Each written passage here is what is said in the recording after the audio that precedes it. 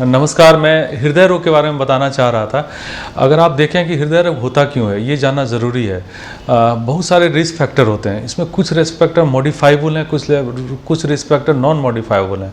Non modifiable जिसको हम लोग चेंज नहीं कर सकते। जैसे उम्र बढ़ती है, हृदय रोग की संभावना बढ़ती जाती है। जैसे कि आप कोई 70 ईयर के आदमी को ज़्यादा संभावना है, फिर 90 ईयर के आदमी को और ज़्यादा संभावना है। तो ये नॉन मॉडिफाइबल रिस्क फैक्टर हैं। अगर जेनेटिक्स है, जैसे कि फादर या मदर या ब्रदर सिस्टर में किसी को है तो हार्ट डिजीज होने की संभावना रहती है। अगर ओन ब्रदर को है तो संभावना, अगर मदर फादर दोनों को, संभावना और ज़्यादा बढ़ जाती है। तो ये जेनेटिक्स है जिसको हम लोग मॉडिफाई नहीं कर सकते। उसी तरह मेल के केस में जो मर्द होते हैं उनको औरत के कंपेरिजन में अर्ली स्टेज में हार्ट डिजीज होने की संभावना ज़्यादा होती है।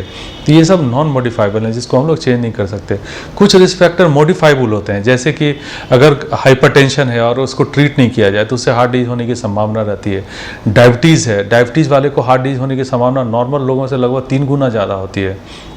अगर कोई स्मोकर हैं, अगर स्मोकिंग करते हैं और जितना ज़्यादा स्मोकिंग करते हैं उतनी ज़्यादा संभावना हार्ट डिजीज होने की बढ़ती जाती है। तो ज़्यादा स्मोकिंग मतलब ज़्यादा हार्ट डिजीज होने की संभावना रहती है। मोटे लोगों को कोई जरूरी नहीं मोटापा हो, अगर तोंद निकला हुआ, अगर 34 के ऊपर का अगर आप पैंट पहन रहे हैं तो हार्ट डिजीज होने की संभावना ज़्यादा होती है। ये जो हमारा तोंद है ये हम लोग हार्ट डिजीज के लिए प्रोन करता है। तो जिनका ज़्यादा तोंद है, कोई जरूरी नहीं वज़न ज़्यादा हो, तोंद ही ज़्यादा है, उससे भी हार्ट डिजीज होने की संभावना रहती है।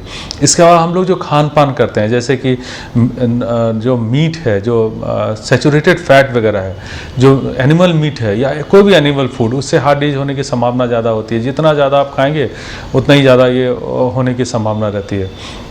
उसके अलावा कुछ जैसे कि घी है, इससे भी संभावना बढ़ जाती है। और अगर स्ट्रेसफुल लाइफ है, बहुत ज़्यादा स्ट्रेस आप लेते हैं, काम के बोझ बिल्कुल दबे हुए हैं, अपने लिए समय नहीं निकाल पा रहे हैं, या हॉस्टाइल कंडीशन है, इस तरह का सिचुएशन है जिसमें आपको हमेशा डर का माहौल है, जैसे कि आजकल की सारे जॉब में जॉब इनसिक्योरिटी है, ये सब चीज़ें हार्ट डिजीज के लिए हम लोगों को प्रोन करती हैं। तो हम लोग को अगर समझते हैं तो उसके अलावा लक्षण भी समझने की जरूरत है कि लक्षण क्या है, कैसे हम लोग समझें कि हार्ट डिजीज है। अगर कोई आदमी बैठा हुआ है और चलने में सीना भारी हो जाता है, या सीढ़ी चढ़ने में सीना भारी हो जाता है, या कोई आदमी पहले बिल्कुल ठीक था अब सीढ़ी चढ़ता है तो उसको सांस फूलने लगता है या सीना में भारीपन होने लगता है, ये हार्ट डिजीज के अर्ली लक्षण होते हैं। अब आइए कि कैसे हार्ट अटैक में क्या होता है। हार्ट अटैक में वही जो दर्द चलने में महसूस होता है बैठे बैठे होने लगता है। अगर ये दर्द 20 मिनट से ज़्यादा का है देन हम लोग इसको हार्ट अटैक के लक्षण मतलब मानते हैं। ये दर्द यूजुअली सेंट्रली लोकेटेड होता है, चेस्ट में होता है।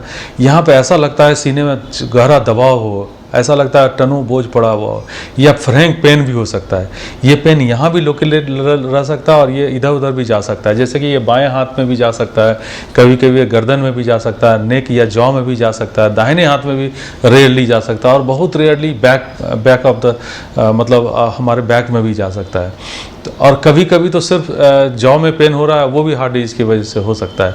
तो कोई अनयूजुअल पेन जो काफ़ी सीवियर हो, जो नया हो, और कभी कभी लक्षण ऐसा भी होता है कि एकाएक सांस फूलने लगा, एकाएक घबराहट होने लगी, पसीना छूट रहा है, कुछ एक्सप्लेन नहीं कर रहे हैं कि क्यों, एक्सप्लेनेशन नहीं है कि क्यों ऐसा हो रहा है।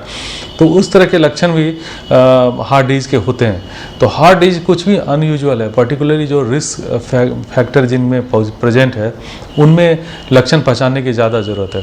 लक्षण पहचानने या शक होने पे तुरंत डॉक्टर की सलाह लेनी चाहिए। वहाँ ECG वगैरह और बाकी टेस्ट से भी एक चीज़ कंफर्म होती है कि हार्ट डिजीज है कि नहीं। लेकिन जिन लोगों को चलने में सीने में भारीपन होता है, डेफिनेटली ये अर्ली लक्षण है।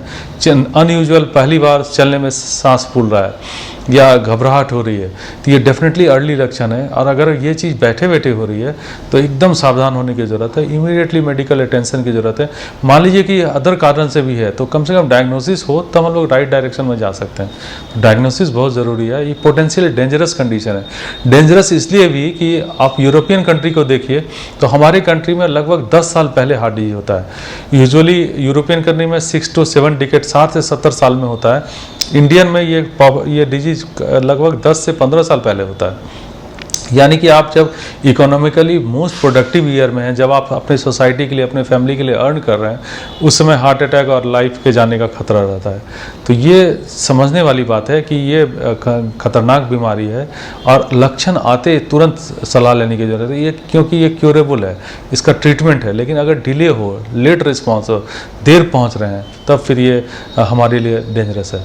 तो इसे समय पर पहचानने और ट्रीट करने की ज़रूरत है।